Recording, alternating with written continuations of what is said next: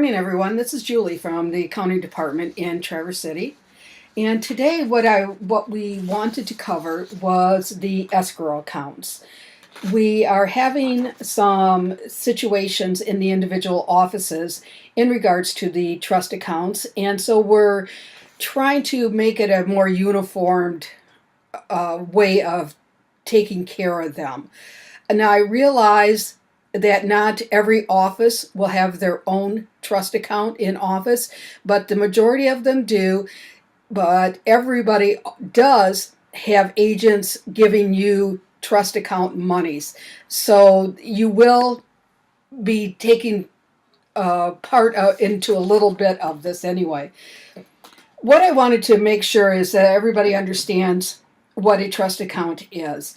Trust accounts are accounts for money entrusted to us to hold for our clients, making it because the clients are making one of their largest purchases, usually in their lifetime. The states of Michigan, Ohio, and Florida have very distinct rules and regulations on how this money is to be handled by the real estate companies. Based on this, we need our trust accounts, escrow accounts, to abide by the rules and regulations by the different states. One thing that is nice in regards to Michigan, Ohio, and Florida is that 90% of the way that the accounts are to be handled are the same across all three states. And so one of the ways that we're trying to make sure that we abide by the rules and regulations is to have each of the individual offices accountable for what goes in and how that account is handled. If you have agents that tend to delay in getting earnest monies to you in a timely fashion, this needs to be documented via a writing on the deposit slip when the money was given to be deposited, and then the agent, if the agent is turning in the money late, over and above the 2-day time period or 3-day time period that may be necessary to get the money into the trust account, that agent needs to be told that this is unacceptable, and in the future they'll have to provide a written explanation why that deposit is late. Because if you find that they're chronic in doing this, then they need to be told that, like I indicated, that this is unacceptable and we need to find a better way for them to get the money into you on a more timely fashion. In the event that a cash deposit is given, please give the agent a receipt for the cash for their files and then place a copy of that receipt in your purchase agreement file. And it doesn't need to be anything elaborate, just something typed up on the computer, and or if you have a receipt book in your office, just give them a receipt for that. It is kind of a double check situation. One is that the agent acknowledges that on the purchase agreement that cash was given and that you acknowledge that you had received the cash from the agent. One of the issues also is that the admin and the manager needs to be sure that the earnest money deposit given is the same amount that's indicated on the purchase agreement itself. You don't want the purchase agreement to read that $1,000 was given, but you only actually end up with 900, let's say, or that you ended up with 1,500. Those two need to match. Now, in the event that additional earnest money deposit is required, then you need to make sure that that's collected and deposited within the time restrictions also that were stated on the purchase agreement.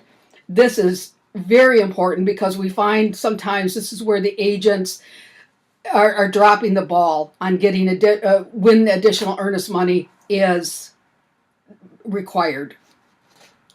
Now, the next issue that we are coming up with, and this is one only for the offices that actually handle their own trust accounts, is the balancing of the trust or escrow account.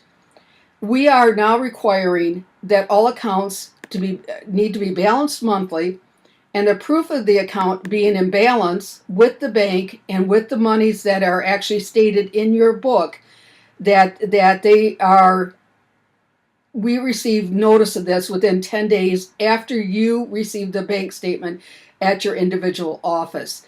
We're aware that bank statements are coming in at different times.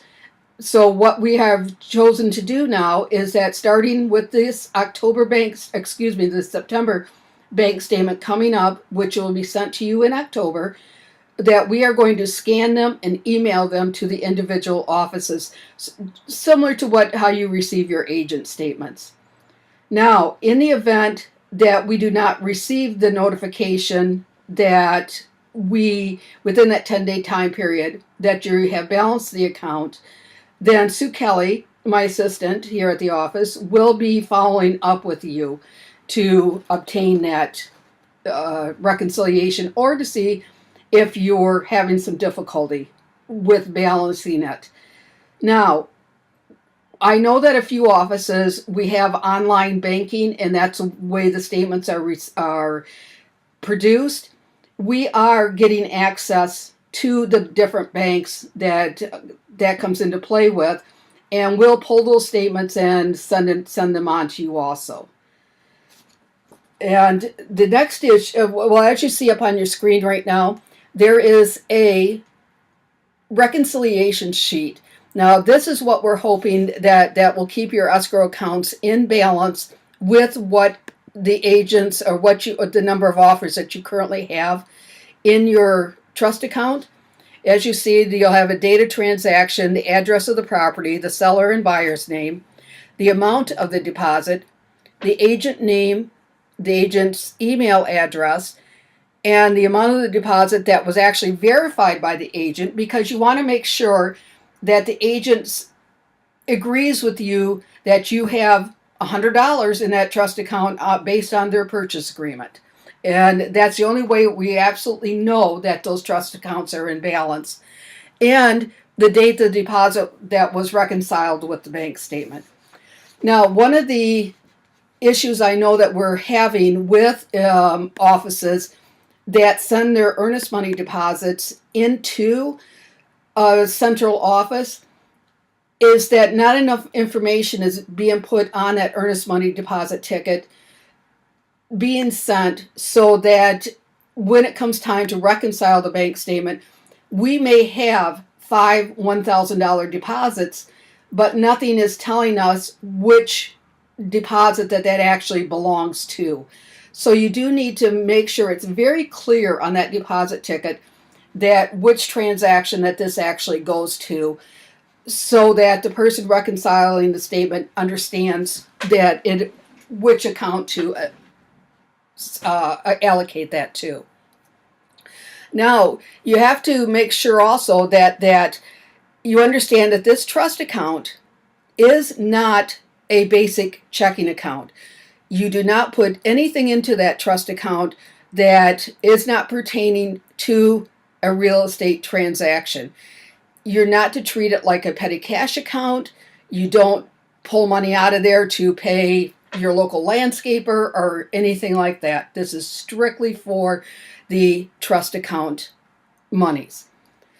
One of the issues that you always kind of want to make sure of, that you know that when your trust account is in balance, is that kind of the basic scenario I utilize, is that if every single person that has written an offer in the last that you currently have out there walks in your door at the same time and they say, we want our money back, you have that money in that account to give them back their money, and your account's not into a negative balance. Now, one of the issues that can occur with this is that a lot of the offices, their trust account is also utilized as their commission, where their commissions are deposited, and where the company pulls for their commission deposits. One of the issues we're running into is that disbursement sheets are being done up at the time the offer is put into a pending situation. The problem with that is what we've been finding is that the commissions, when the commission check is actually given to the admin to disperse. Because that disbursement sheet has already been done up prior to the transaction being closed, the commission check is not being matched up to what the disbursement sheet shows. So, what happens is that the agent is either overpaid or underpaid because that commission check does not match up to what that disbursement sheet said, and or the transaction 195 administrative fee was either not collected or was collected but still not being reflected onto the disbursement sheet. This not only causes either an usually what happens is that we pull too much money out of your account, and that ends up throwing your account into a negative balance, which is totally unacceptable at any point in time. So what I am asking you to do is to stop the habit of doing disbursement sheets at the time of the pending offer and wait until you actually get that commission check in hand so that you know exactly what dollar amounts that you are working with. The best way of doing it to make sure that everybody is in agreement with what the commission check says is to have that HUD statement in front of you, and that HUD statement exactly matches what your check says, and that the agent agrees with what this commission should be. Because we have been finding some discrepancies into that situation too. But it's very difficult to go back and correct that. It can be done, but it's a lot of work on everybody's part that should not be necessary. Basically what we're coming down to is that we're making a real concerted effort to have all the trust accounts meet or beat the state standards, and we're really looking to enlist your assistance in doing this. We are here, especially myself here at the accounting department, are more than happy to help you work out whatever issues you might be finding in balancing the accounts. Sometimes, as we all know, we can't see the forest for the trees, and a second set of eyes does help find an issue with it. We are attempting to get everybody onto the QuickBooks Online, which assists me into helping you because I can see exactly what you're working on there. If you'd like us to do that with you, just let me know and we can get you set up onto the program. It doesn't take that long, and QuickBooks Online actually looks just like your regular check register, and you put your deposits in and checks written out. And this is pretty much, you'll see on your, Carrie is going to be uploading the different information sheets that we have spoken about just a little bit today to kind of help you understand what the standard is that we're trying to meet. So I think if you have any questions, there's Mike Griffiths, myself, and Sue Kelly here that can help you out with any of the questions that you may have. Okay, we have some questions here. The question is, if they send a check by mail, is the time based on when we receive it? Yes, because we have no control over the mail, but I would definitely keep a copy of the envelope that it came in so that you can see the postmark. So you can always just staple that to the earnest money deposit ticket so that you have it all set in one file. Okay, next question is, what happens when we get an earnest money deposit and slip first and then later the agent turns in the paperwork? How are we supposed to verify? That is a very good question. You could ask them for a preliminary copy of that purchase agreement and or make that deposit, but make yourself a note to go back and double check what the purchase agreement states that the earnest money deposit should be. And if it's not in balance, they're not reflecting each other correctly, then you're going to have to go back to that agent and ask them why it's different. Next question, and what happens when they drop it off when I'm not here? That is another very good question. You're going to have to go back to them and verify with them why, or excuse me, if it's not in balance.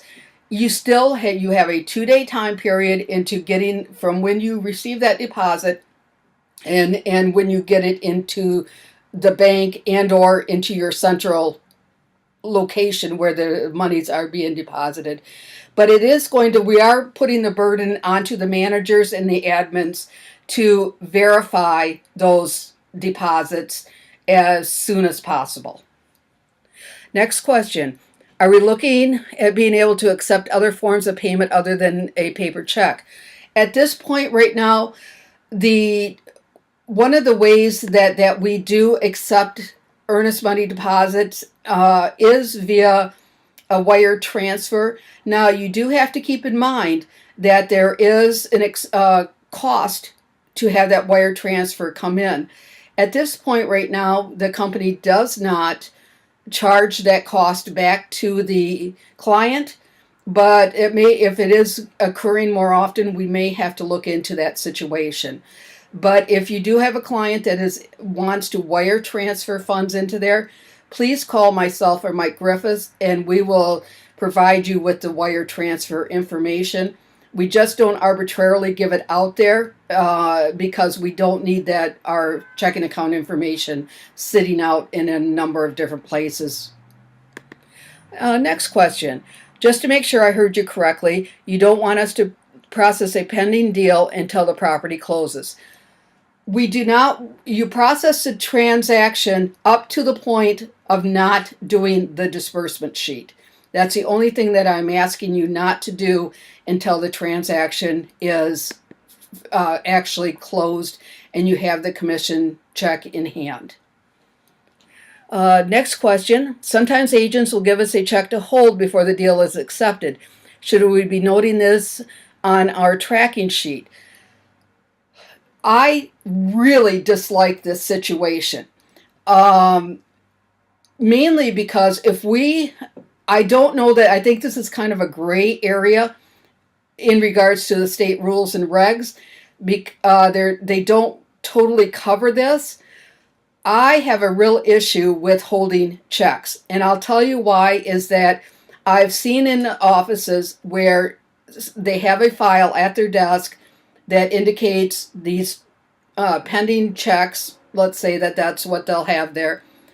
And then they forget that check is in there. A month goes down the road, 6 weeks. Sometimes it gets overlooked completely for that check to actually be deposited into there. The company basically has made it their policy that if a check is handed to you, that check is going to get deposited within the 2 business days. So what I would say to the agent, that we do not hold checks, that if it is given to me, that check is going to be deposited within 2 business days. Are bank fees, check order charges, etc. to be debited in the trust account? Yes, they are to be acknowledged in the checking account. And one of the situations that you should be keeping with your ledger is a bank service charge ledger. And then every month, if your account is charged a fee, then you are to request monies from the main office, from Vicki Pro here in Accounts Payable, to cover those bank service charges, and they are to be deposited back into that trust account to basically make it whole again. Next question. Do the 2 business days start from the time of the final signature on the purchase agreement? Yes. From what the state rules and regs are, that is when it starts. Again, we'll go back to the situation where if that agent hands you a check in advance of the final signatures on the purchase agreement, you are to notify them that check will be deposited within the 2-day time period from the time that they handed it to you, whether or not the purchase agreement has been finalized. Okay, it appears to be that's it. Again, I am available via phone and or email, and if you have any questions, don't hesitate to ask. And again, we are more than happy, if at all possible, to work with you to get these accounts in balance and to keep them in balance. Sometimes, if necessary, I may have to travel to your office. We try to do it as much as possible from the main office here, but we will not hesitate to go up there and help you if we need to do it in person. So thank you, everybody. Great. Well, thank you so much, Julie. That was really good information, and we really appreciate everybody's attendance on today's call. As always, the recording, along with all of the great documents that Julie has provided, will be loaded into Online Office in Michigan, Ohio, and Florida.